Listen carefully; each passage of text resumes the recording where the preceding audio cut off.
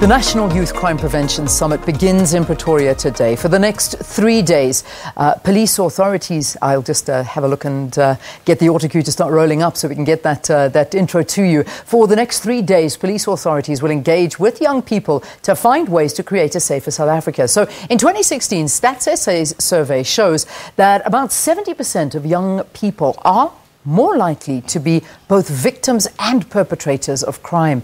Well, to give us more insight into youth and crime, we're joined by someone who has visited us before, Themba Lukhele, who, of course, served a little over 3 years of his 7-year sentence at the Boksburg Correctional Services for kidnapping and for armed robbery. Themba, it is good to see you again. Welcome to Morning Live. Morning, Leanne. Morning, the viewers at home. So, I mean, the last time I saw you, I know you were launching a book, and you have written a book. The book basically called Through It All. How is it going? How are you doing? It's doing very well.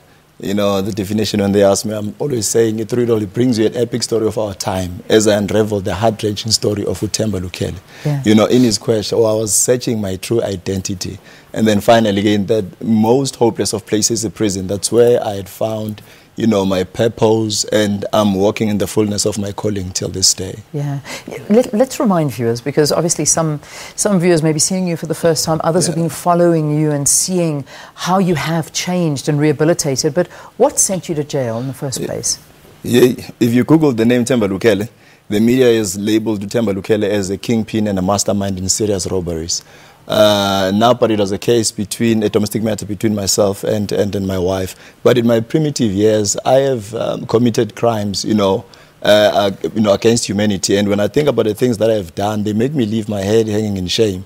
But again, I'm taking the leap of faith and believing that, you know, through Jesus Christ, the sins are forgiven, and I forget all those things that they are now behind me. I stretch my health towards ahead of me, and I'm making sure that I'm making noise about my past. And, you know, a lot of people, they're entangled in, I would say these are the demons that led Themba to prison. So I am creating a crime awareness. And we must understand that development and rehabilitation, it's not only the departmental responsibility, but it is a societal responsibility. So that is why until today, I'm still spearheading that campaign of development and rehabilitation. Yeah. So I know that you've given many talks, and this is something that you do quite often, and you have your own NGO as well, where you speak to the youth, where you try and embark on crime prevention strategies, and also go into prisons and speak to prisoners to say, guys, this is where you can change your life, and you can. However, there was one thing that stood out for me is when you went on to say that you don't have to go to jail before you write your own book. You don't have to go to jail to understand that you can start your own business.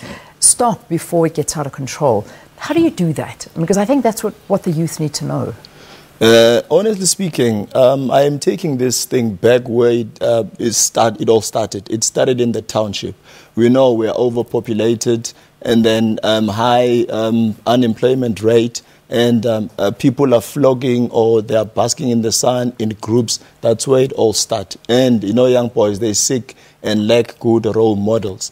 And then, obviously, in the absence of peace, disaster will definitely prevail. Yeah. So when I started penning my thoughts down, I really thought, what was the missing ingredient? And I realized that the missing ingredient was faith. And definitely a man who is not at peace with himself cannot be at peace with the universe. So that is why today I am telling, you know, I'm giving that heart-wrenching experience. Even when I go and motivate, I don't even carry a paper because, excuse me, this is history of Themba Lukhele. And a man who can visit his dark tunnel, that's a man, of course, choosing. You know, if you can be able to acknowledge your imperfections in public, I believe I can no longer change the past. I can only change and influence the future. Yeah. Hence, I'm still talking about change. I find it quite amazing that you're actually working with the SAPS. And this is incredible because, I mean, from somebody who was running away from them and who was eventually apprehended by them, you're now working with them in the communities, and particularly with something that you're doing today, who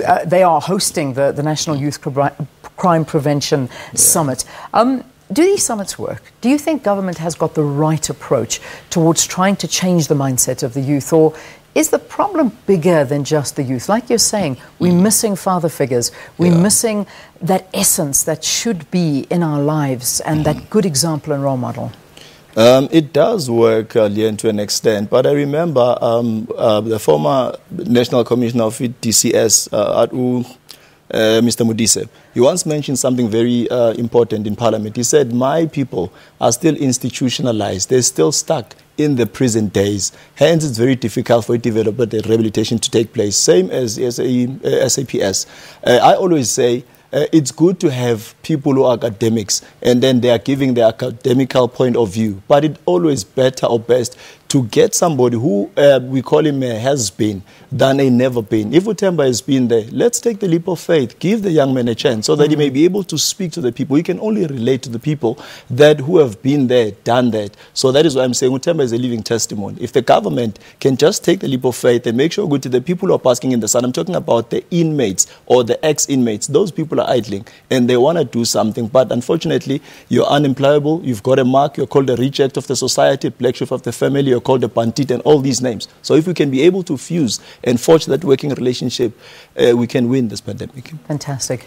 You speak so beautifully. Thank you very, very much for joining us. And keep shining that light wherever you go, because I think you just are giving light to the darkness of so many youth that are not able to see that there is a way out and that crime is not the answer. Themba Lukhele, he served a little over 3 years of his 7-year sentence at the Boksburg Correctional Services for kidnapping and armed robbery. He now hosts motivational talks with the youth to steer them away from a life of crime.